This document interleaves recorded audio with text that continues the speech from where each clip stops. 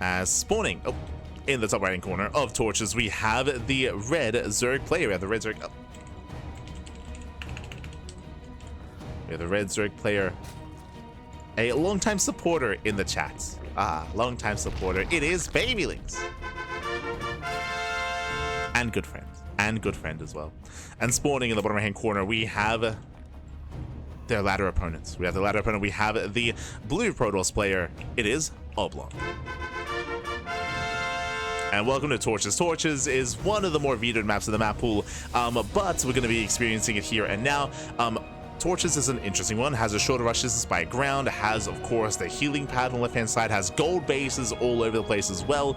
There are certain builds where you can try to rush into these golds and try to rush through these mineral patches and try to take some of these bases and turn into an all-in. Of course, we saw that during GSL with Rogue. He was able to take this base, mine through these patches, and just Ling Flood against Hero.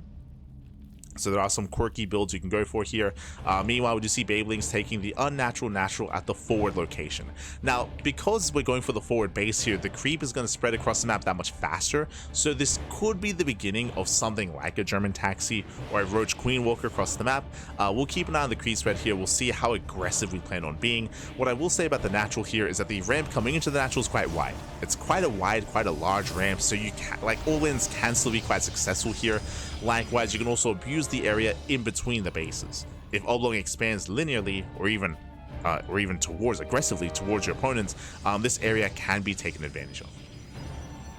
So we expect to see, like, we do often see a lot of all-ins here on Torches. We rarely see long late game, like long macro games are more of a rarity. But we'll see how Babylings will approach this. Likewise, Oblong, I expect to see more of a standard opener. It's been a while, I'll be honest. I haven't ladded in so long. I haven't played against Oblong in so long, so I don't fully know what to expect. In my mind, Stargate opener into Blink, into 3 bases, but we'll see. We'll see where we go. The pylon placement is a little bit interesting. Typically, if it's going to be a Stargate opener, the pylon is thrown down closer towards your opponent to reduce the time it takes to get across the map. This pylon is a little bit further back to hide the tech. It's still going to be the Stargates, but again, a little bit further back. So Stargate opener out of Oblong. Back at home, we're just going to be joining, just going to be saturating. When it comes to these massive tumors in the center, they expire at the 7:55-ish mark, like around 7:55, just under 8 minutes, or maybe 7:58 is when these do expire, when the map does open up a little bit more.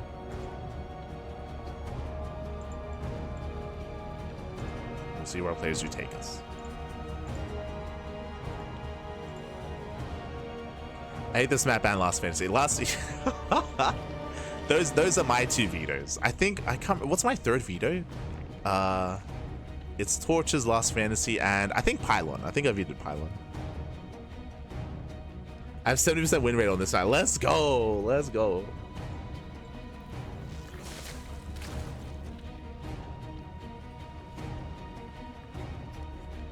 Those Marines must feel special. They've got a medevac each. Beautiful.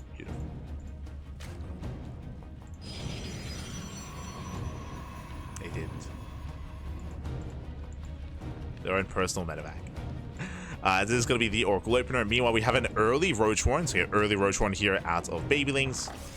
I would imagine for an early Roach rush. Let's go. Oh, mining through the patches. Okay. Opening up the right-hand side. Oracle does move in. Lings, they catch out the Adept. Massive pickoff. Adept goes down. Nicely done. Adept does fall. Oracle does scout the Roach Warren. Oblong knows. Drone's going to be going down. No Spore. They're a little bit greedy here from Babylings, so we're just rushing Roaches across the map. Oh, the Oracle commits.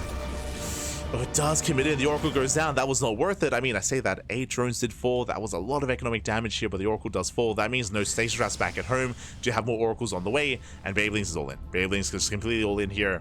Are we mining through the... No shot. Yo, let's go. We're mining through the patches. Babylings, you're an animal. Let's go.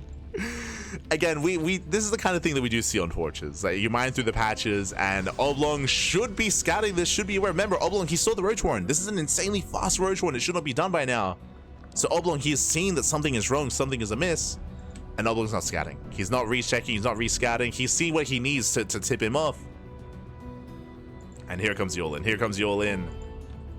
Oh no, the natural's completely wide open. Ay, ay, ay. Yeah, completely wide open. Queens that will distract in the center. I mean, this is going to distract Oblong. True. Does keep him busy. Babylings moving in. Again, no scouting. Stasis trap at the third base. That will not help. And the base is just wide open here. Lings, they flood into the main. Roaches towards the natural. Going for the pylons. They were going for the pylons. Oh, going for the production. Going for a little bit of everything. Yeah, Roaches, they do move in. Headed towards the main. Ideally dragging the army out of range here of the shield battery. There's no shield. There's no shield battery. God damn it. There's no shield battery. There's a defensive setup here. Adepts are falling. The oracles, I mean, they will do a lot of damage in the sky. True. But Sorgs are falling. Yeah, Sorgs are still going down. Again, no defensive shield battery. No NG overcharge. No setup whatsoever. Remember, Oblong, he saw the Roach Warren, Pappy. He knew. God damn it. And GG. GG. No, GG. As Babylings does overwhelm, it does take the game. Takes out Oblong. GG. That was beautiful. That was beautiful. Clown maps call for clown strategies against clown opponents. We're all clowns. True, true. That was beautiful. GG, well played. Babylings does take down Oblong. Again, Oblong did kind of catch wind of what was going on. So that was a little bit on our Protoss player here. He got a lot of early game damage with the Oracle. Like, it was insane damage with the Oracle. Saw the Roach Warren, but there was no scouting of the mineral wall. Whether it was Babyling's wall or Oblong's wall either, there was no checking there of what was happening, so it was completely wide open. There was a shield battery at the third base, but not at the natural, so it shows us that Oblong had no real idea as to what was going on. There's a bit of a PSA for those out there that don't veto this map, is respect the mineral wall. Because we've seen a lot of players make use of it, take advantage of that, and go for these all-ins. You can see it from the side of Protoss as well, with charge-based all-ins. So like yeah, there's definitely a big threat there, and there's definitely that to consider specifically for this map. It was similar on El Dorado, if you recall. El Dorado, there were also some niche builds that you can go for as well. GG, well played. Hi. GG, well played. With that, shout out to Babylings and shout out to Ragnar as well. Thank you so much for redeeming your replays. Thank you for having us share your ladder experience. Aye. I'm tempted to unveto torches to clown it up a little bit more. I need to like study some more Eric. I'll do like some Eric shenanigans on torches. We'll clown it up. But yeah, with that, GG, well played. And with that, we are going to be wrapping up. We're going to be wrapping up here for tonight's broadcast. Again, it was a bit of a longer one here, just back-to-back casts. And again, if you want to tune in some more of the Cranky Ducklings, you can check out the rest of our streams tomorrow. We're done for today. Tonight, I'm going to be adminning the Euthermal 2v2 circuit. There's a last chance qualifier. And tomorrow, we're going to be live with the LATAM League, with Esports World Cup, with the Brazilian circuit, with Tuna Cup as well. Plenty of content over the weekend. Plenty of content.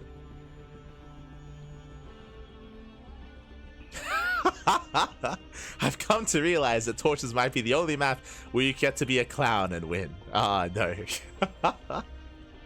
True. It might be. I mean, Last Fantasy has potential, I feel, depending on what you're going for. Like Last Fantasy has its own, it has its own issues. True. But Torches, you're probably right. But yeah, GG, well played. But with that, we're going to be wrapping up here. I'm going to go get some food. I'm going to go get some work done. I'm going to go rest up. When it comes to my personal stream, I do stream over on my own personal channel. Exclamation mark.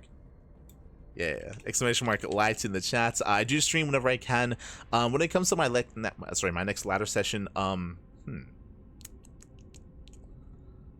maybe tomorrow. Maybe. I think tomorrow is the best bet. Tomorrow's going to be the best bet here. Just because we just had a 6-hour cast.